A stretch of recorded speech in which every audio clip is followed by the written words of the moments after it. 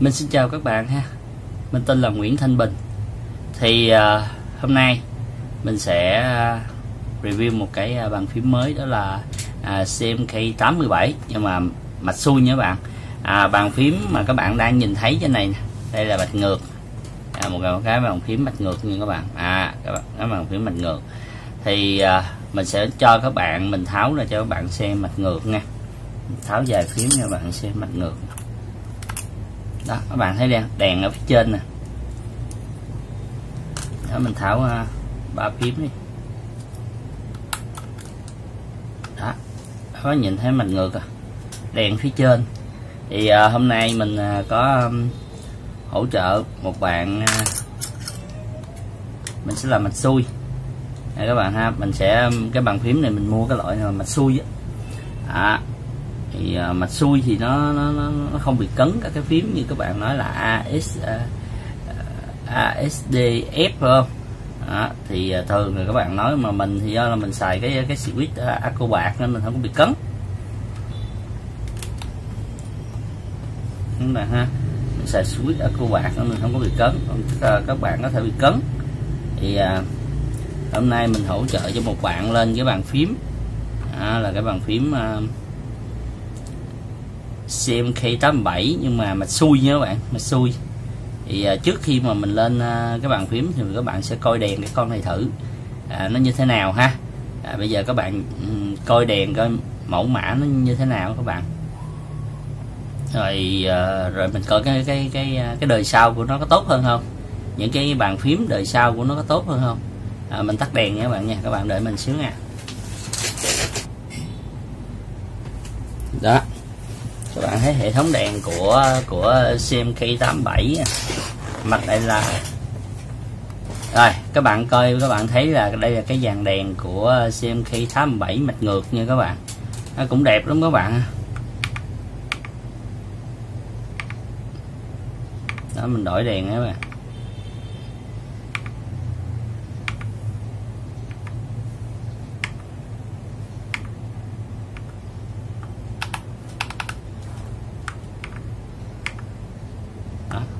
Các bạn thấy rất là đẹp đúng không các bạn. Nhưng mà bây giờ mình sẽ tới cái nhân vật chính ngày hôm nay nha các bạn nha. Tới nhân vật chính ngày hôm nay. Thì cái nhân vật chính ngày hôm nay của mình, bây giờ mình sẽ mở đèn, mở lại để mình sẽ cho các bạn thấy cái nhân vật chính ngày hôm nay. Rồi bây giờ mình để mình dọn gọn lại cái mình đưa nhân vật chính ra nha các bạn nha, để cho các bạn thấy nhân vật chính ngày hôm nay.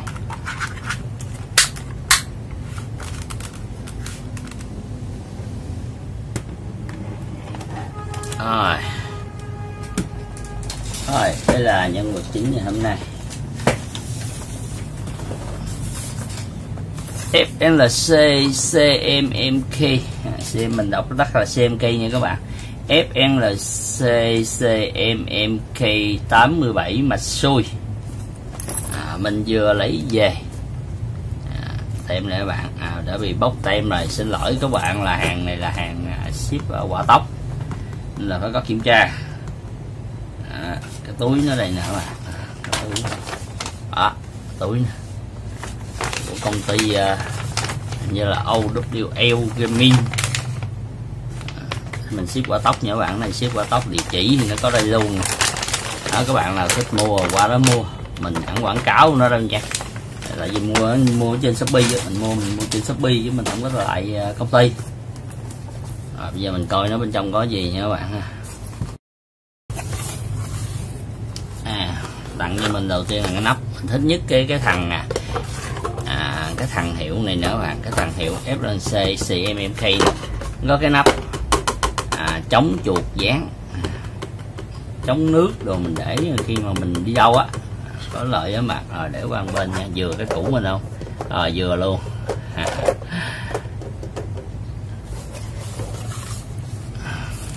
Cái receiver cho cái bàn phím. Chúng ta có những cái gì nha, coi nhân vật chính trước đi. Nhân vật chính của mình ngày hôm nay mình dùng đó là cái màu trắng mờ nha các bạn, màu trắng mờ. một pin.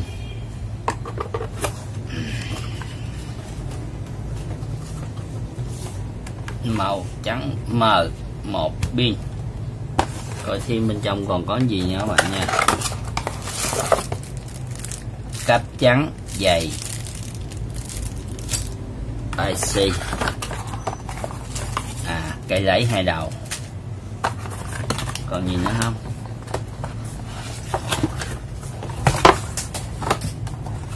Rồi, này là hết các bạn.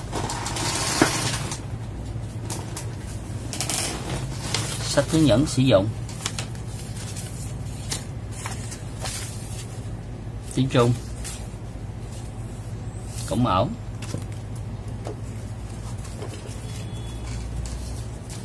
Rồi, nhân vật chính đây các bạn, mặt ngược, mặt xuôi, coi thử mấy cây mấy coi con này có trắng không bạn ha. Các cây rồi.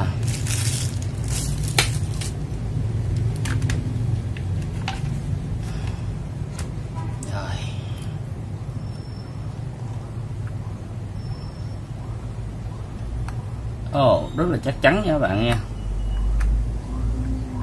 Táp chắc chắn, táp rất chắc chắn nha các bạn, không rơ lắc, không rơ lắc, có chống bụi, có chống bụi cho ở chỗ bày. 3 nút, 2 nút.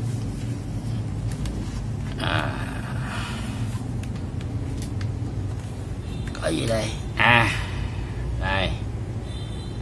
Có về Bluetooth, Wi-Fi với lại USB. Chân đế chắc chắn. Sản phẩm không ngọt ẹp gì được. Với nhựa này mà vậy là ok. Coi đèn đốm nó làm sao nha các bạn.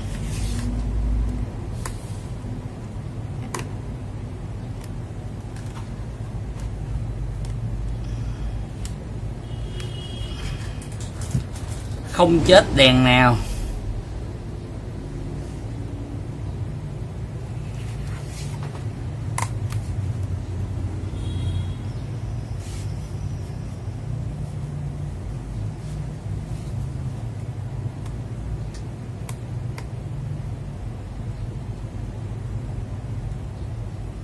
Rồi, rất là ổn. Không biết pin đồ nó nhiều không để hồi mình test để không biết. Rồi bây giờ mình sẽ lên nhân vật chính này ha các bạn ha. Lên nhân vật chính này để đỡ mất thời gian các bạn. Lên nhân vật chính này coi như thế nào. Thép, pallet thép, 5 pin, pallet thép 5 pin. Receiver nó đây.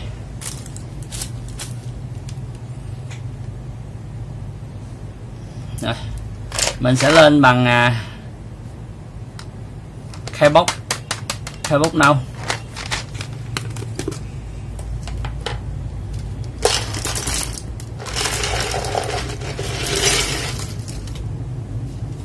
Mình sẽ lên khai bốc nâu nha các bạn nha. Mấy con khai bốc này đã được độ hết rồi. Thì mình chỉ gắn vô thôi. Mấy khai bốc này đã được làm hết rồi các bạn. Đã được mod hết rồi, lúc nó hết rồi, là mình gắn nha các bạn nha. Xui hết.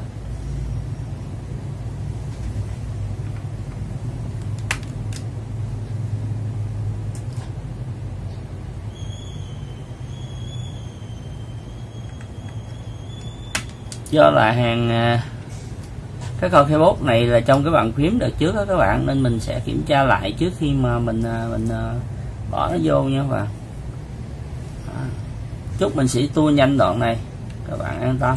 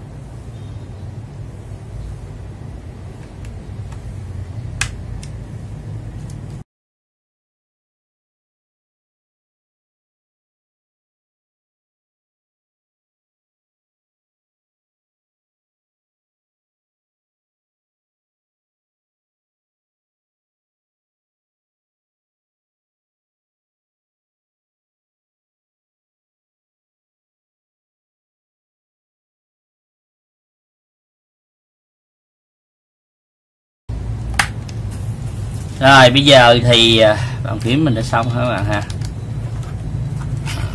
Rồi chắc là hết pin nữa. Để mình bật lại. Rồi.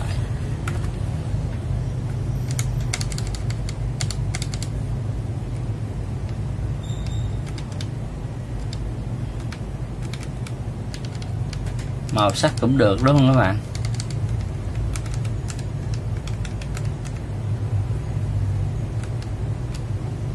Các bạn nhìn thấy cũng ok ha. Thì sau khi mà mình lên toàn bộ switch keyboard cho con này rồi á, thì mình quyết định là mình cho nó một cái bộ áo mới. Bộ áo mới này nè các bạn. Bộ áo mới này là bộ áo cũ của con trước của mình, nhưng mà mình nghĩ là vô con này sẽ rất là đẹp. Bây giờ các bạn đợi ha. Giờ mình sẽ lên cái này.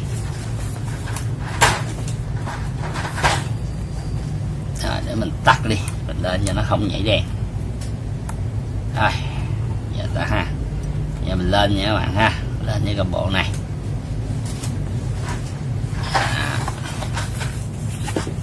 Đào vô là dàn ép chưa.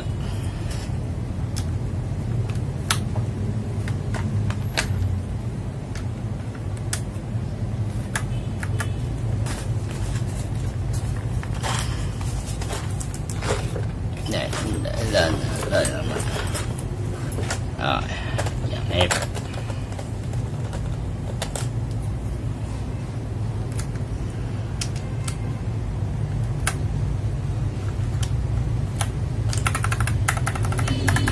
Nó có tiếng chạch nhẹ các bạn.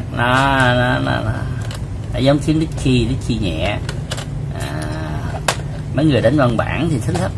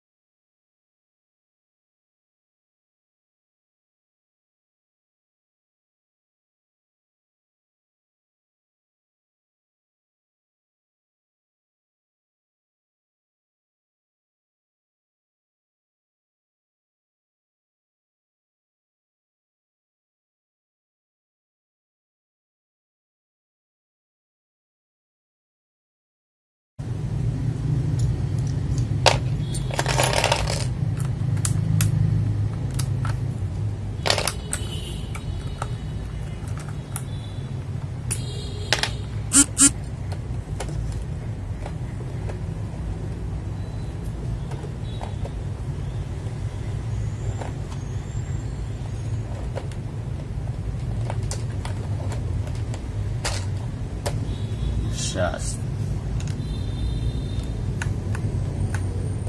and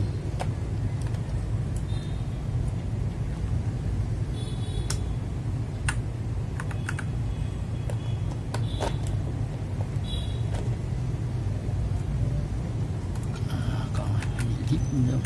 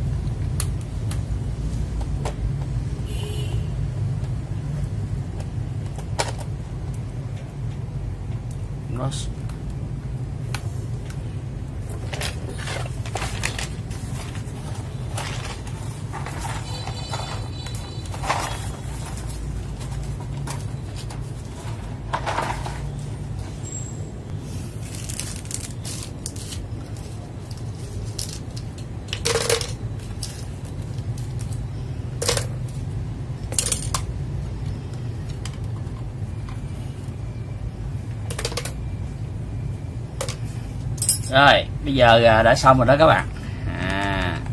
Giờ mình nói chung là rất là đẹp, mình chỉ là phối màu gì nó cũng phù hợp. Mình test thử cho các bạn nha, test thử âm nó ra sao. Riêng cái này là sẽ làm lại nha các bạn, mấy cái này mình sẽ làm lại sau một buổi khác đi, thời gian không có rồi nên là không có làm lúc này. Pet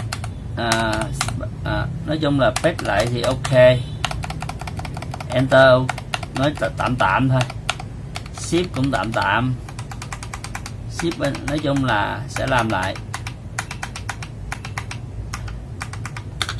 Còn cái này thì đóng lại, cái này không chắc nè, spray này thì mình không ưng rồi. Nói chung là spray này thì lỏng lẻo mà có vẻ kia quá, có vẻ nó sạch sạch quá. Để cái này test làm lại nha các bạn. Nói chung là mấy cái của tab làm lại, mod lại chút. Còn cái lên bàn phím thì mình thấy ok. Giờ mình sẽ thử âm nó coi nó làm sao với cái switch của keyboard round nha các bạn ha.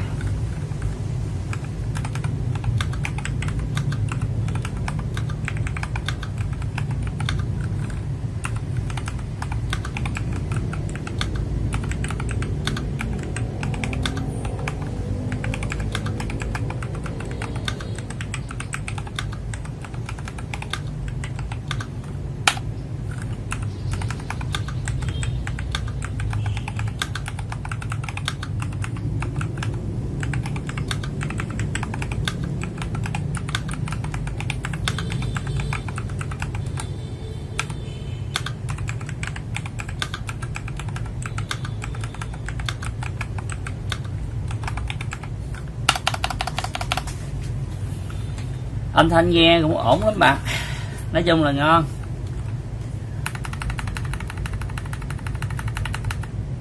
Nói chung là mình cảm thấy rất là ổn.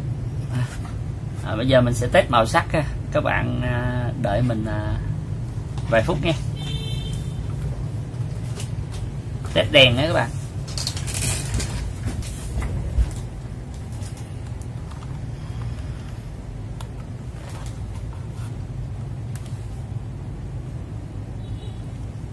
Đây các bạn, đèn ở phía dưới nè, đèn dưới rất là đẹp bạn nha.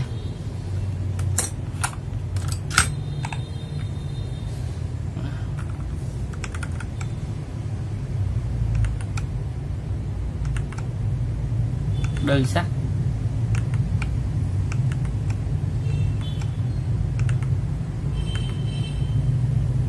Rồi, đa sắc.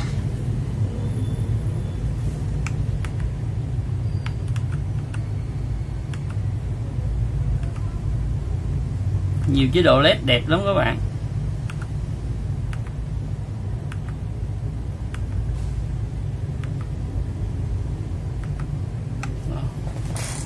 Nhìn thấy ổn ha.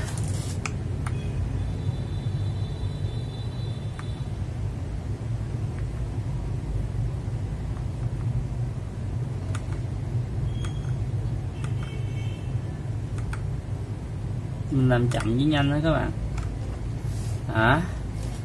Màu sắc rất là ổn, với cái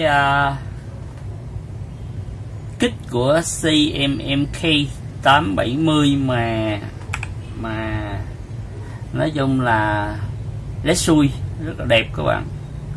Mình kết hợp với cái keycap của Squid Game với lại Squid gia đình nhà keyboard round, mình cảm thấy rất là ổn. Chỉ riêng có các cái nút tab, nút shift, nút tab, nút space, nút enter thì mình thấy chưa ổn. Mình sẽ có một cái bài mod lại với các bạn sau ha. Mình sẽ mod lại chia sẻ với các bạn sau, chứ mình thấy này là chưa ổn rồi, có vẻ nó không ổn lắm, nó lỏng lẻo và nó giữa các cái thanh ngang của nó với lại cái tab, cái thanh ngang nó về cái plate thép, thấy nó không chắc chắn. có vẻ nó có một đợt rơi nhẹ các bạn. Nói chung là nhìn cũng ổn, tạm thôi. Về cái chất lượng của tab thì tạm thôi, chứ còn mình nói chung là mát lại thì chắc được. Còn về kích thì ok, cứng cáp ngon. Đèn thì cũng ok, mình lấy cái màu này bởi vì mình thần tượng đèn lắm các bạn. Mình chơi đèn game, chơi đèn khuya cho vui, mình thấy cũng ổn. Bây giờ mình sẽ mở lên lại các bạn, mở đèn lên lại các bạn.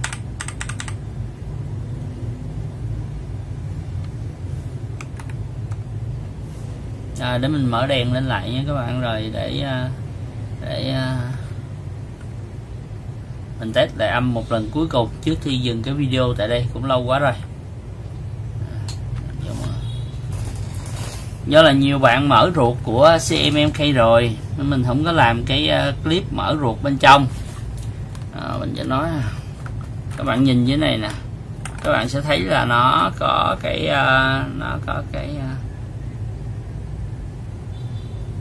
dàn đèn led gầm. Nếu mà mình các bạn mà bỏ cái lốp phơm đáy á, mình chưa biết sẽ như thế nào, nhưng mà lốp phơm đáy thì có thể là che cái đèn led. Mình để coi coi. Form PCB thì có nha các bạn, form PCB là thấy rõ luôn nè, các bạn sẽ thấy form PCB rõ luôn nè. Đây, form của PCB thì rất là rõ ha, nhưng mà nó lại không có form đáy. Do là trên mình thấy trên YouTube các bạn làm thì có form đáy là các bạn gắn thêm không biết, nhưng mà cái bản này mình mua về là không có form đáy nè.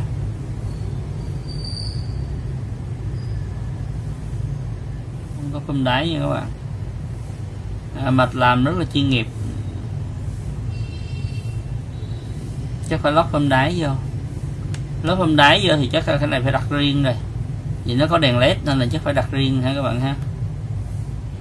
Đây MK 870 nè, hay gọi tắt là MK87 là CMMK 87 á bạn.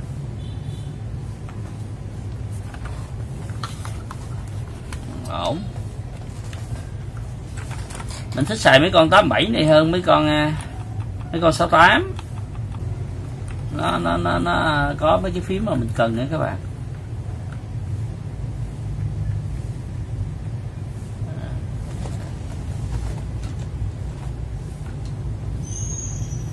Ngược rồi, mình ấn ngược rồi.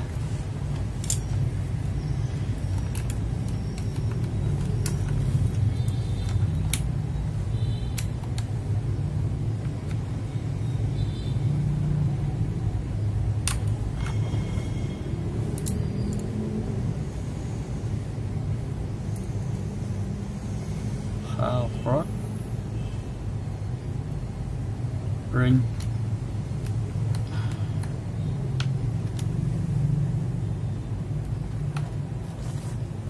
đúng đã. Abra Frost ring đi.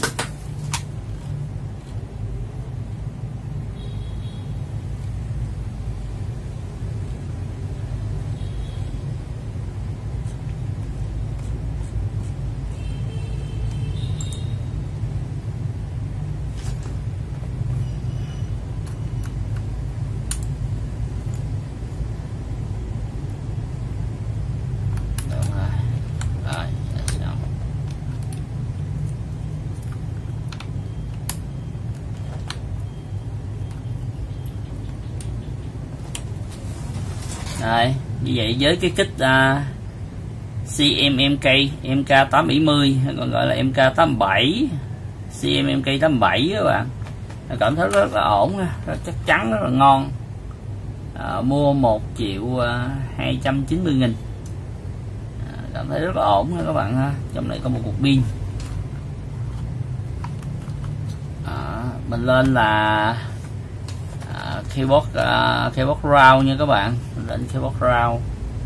Keyboard round nó nhẹ, gõ văn bản rồi ok. Tại vì cái này mình tính là mình làm để gõ văn bản chứ không phải chơi game. Chơi game thì mình đã lên switch Arco rồi, mình tính lên switch Arco Pacha, nhưng mà do là mình để đánh văn bản muốn cho nó nhẹ tay, đánh không có bị mỏi tay nha các bạn, mình lên con này. Đó là mình lên con switch keyboard round để đánh cho nó có cảm nhận.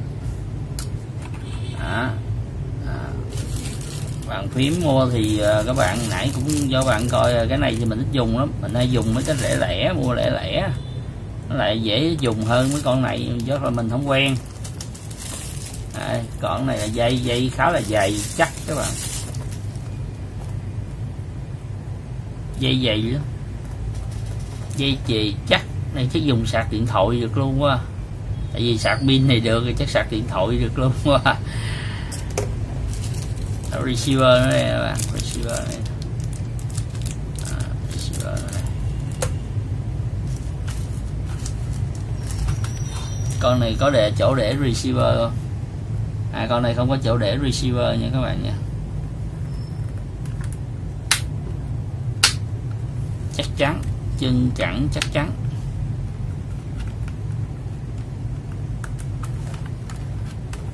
Đẹp, đáng mua nha các bạn, chất lượng rất ok.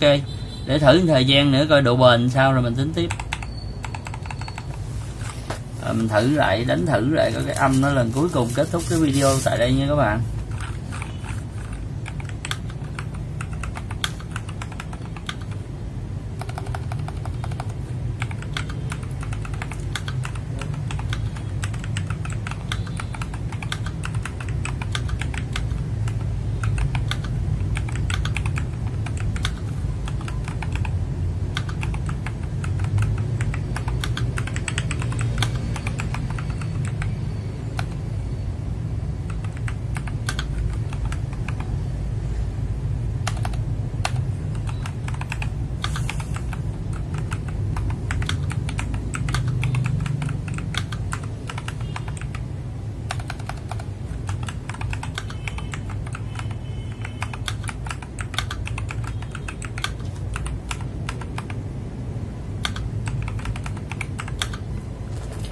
Nói chung là rất ổn nè các bạn. Chỉ mai mốt sẽ mod lại start, enter, space, shift thì mình nghĩ bàn phím này ok. Rồi tới đây mình xin kết thúc cái video khui hộp cái kit CMMK MK870 kết hợp với lại keyboard round và cái switch keyboard round, cũng như là kết hợp với lại keycap switch game. Thì tới đây mình cũng xin kết thúc cái video tại đây. Mình xin chào, chúc tất cả các bạn thành công.